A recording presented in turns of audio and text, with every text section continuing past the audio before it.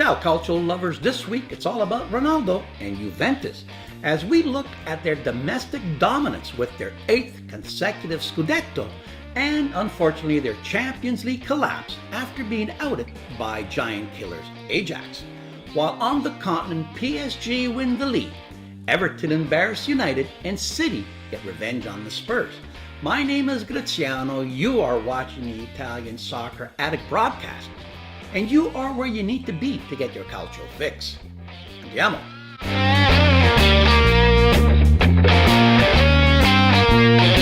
Juventus captured their 35th Serie A title on Sunday at the Allianz in front of their fans with a 2-1 victory over Fiorentina. In doing so, they set a record with their 8th consecutive title, a record that no other team in Europe's top 5 league can match. The closest rival was Bayern, who did it 6 in a row. Their domestic dominance is due to some of the following factors. Like number 1, they are sole proprietor of their stadium, which means they get all the revenues from ticket sales, concession sales, merchandising, parking, advertisement, and any seat licenses. While their major competitors, Inter, Milan, Roma, and Napoli, don't. That's a huge advantage.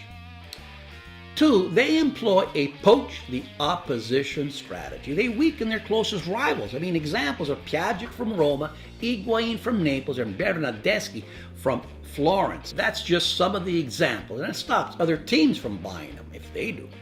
Their ownership group, Exor, aka Fiat, is reliable, steady, and consistent. This allows them to plan and operate long-term as their viability and expenditures are guaranteed.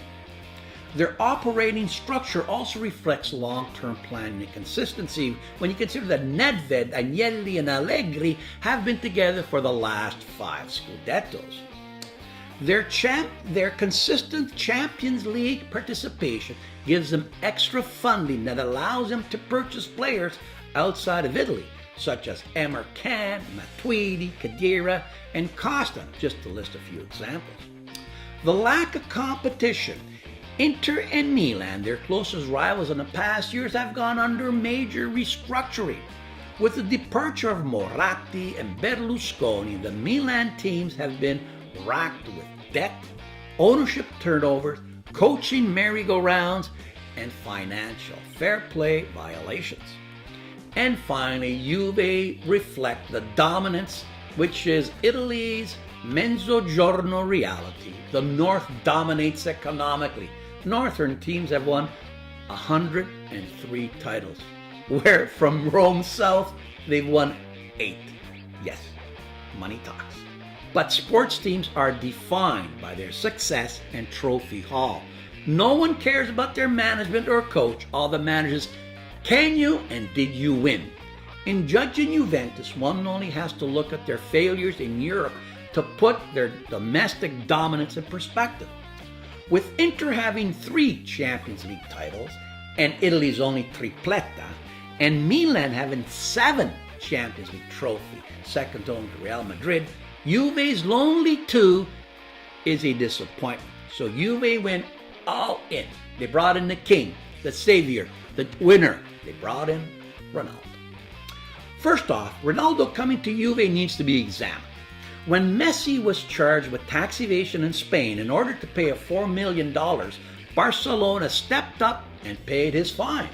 When Ronaldo faced an $18 million similar fine, he expected Real Madrid to do the same, but they balked. Ronaldo was also facing an alleged sexual harassment case. Good time to cut ties, so Ronaldo sold him to Juventus for $120 million. It had nothing to do with Ronaldo wanting to win or their fans clapping his overhead kick.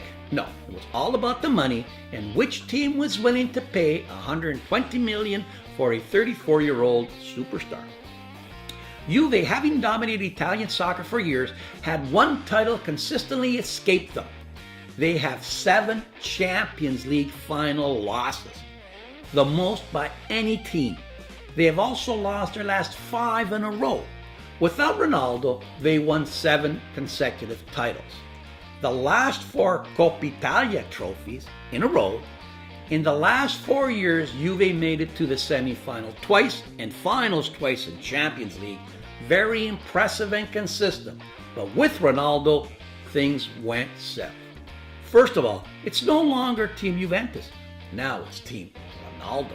It's all about him, how and when he scores. Other players like Dybala and Piaget have become bylines. If they win, it's because of Ronaldo's goals and assists, and when they lose, it's everybody else's fault. To note, after their loss to Ajax, Ronaldo left the field motioning to the teammates that they were scared or played scared. Sorry, but there is no team in Ronaldo. Juve have won the last 4 Coppa Italia trophies. This year they got eliminated by Atalanta in the quarterfinals.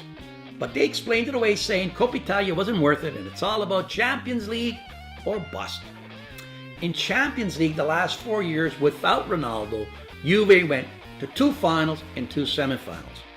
With Ronaldo, Juventus gets eliminated at home in the quarterfinals by Ajax.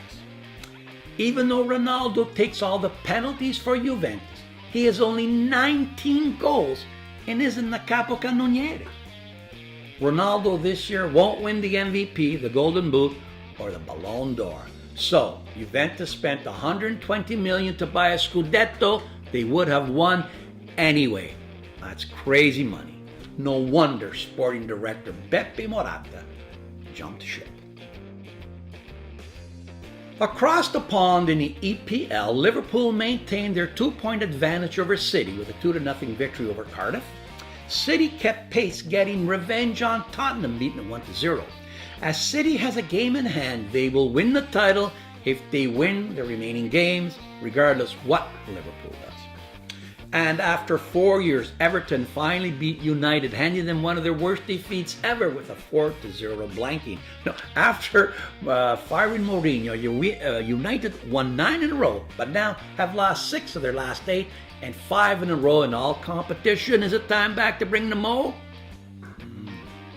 In troubled France, PSG won their 6th title out of the last 7 years with a 3-1 victory over Monaco as Mbappe got the trick to give him 30 for the year. He has become the youngest player in Ligue 1 history to score 30 goals. In Spain, Barcelona are only 1 win away from winning the league title as they beat Real Sociedad 2-1. They can clinch their 26th league title this Tuesday with a victory over CB Alves. And finally, on the Rhine, Bayern are still 1 point up on Borussia with 4 left. This is going to go right down to the wire. That's it from across the Alps. Back to the boot. Did you know that Man City spent approximately $836 million to amass the current team with the goal of winning the ultimate prize, the Champions League trophy, which they got bounced from? To this end, did you know that Man City have always been knocked out of Champions League play by another EPL team? Wow, what a crazy stat that is. Did you know that the game between Atalanta and Empoli, which ended 0-0, set 2 unbelievable stats for Atalanta, and that they recorded 47 shots at net and got 18 of them on net. As the game ended 0-0, Empoli's Dragonovic set a single game save record with 18 stops. Unbelievable. And speaking of stops, that's it for this week. Please push that subscribe button, give me the famous Roman thumbs up, and tell your calcio-loving friends where to find. Ciao and a presto.